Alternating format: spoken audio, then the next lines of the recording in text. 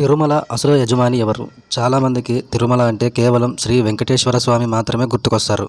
కానీ కలియుగ దైవం రాకముందే ఆ కొండలు వరాహ క్షేత్రంగా ప్రసిద్ధి చెందాయి. హిరణ్యకాశుడిని సంహరించిన తర్వాత భూమిని రక్షించిన శ్రీ వరాహమూర్తి వైకుంఠం నుండి వచ్చిన క్రీడాద్రి పర్వతంపై నేటి తిరుమల నివాసం ఉండేవారు. కలియుగం ఆరంభంలో లక్ష్మీదేవిని వెతుకుతూ భూలోకానికి వచ్చిన శ్రీనివాసుడు నివసించడానికి చోటు కోసం వరాహస్వామిని అభ్యర్థించారు. అప్పుడు వరాహమూర్తి ఒక నిబంధన మీద శ్రీనివాసుడికి నివాసం ఉండటానికి అనుమతి ఇచ్చారు.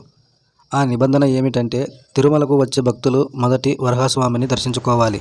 ఆ తర్వాతే శ్రీ వెంకటేశ్వర స్వామిని దర్శించాలి.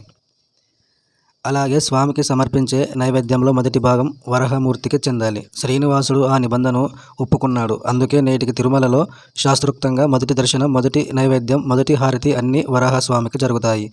అందుకే తిరుమల వెళ్ళినప్పుడు వరాహస్వామిని దర్శించుకోకపోతే యాత్ర సంపూర్ణం కాదని అంటారు.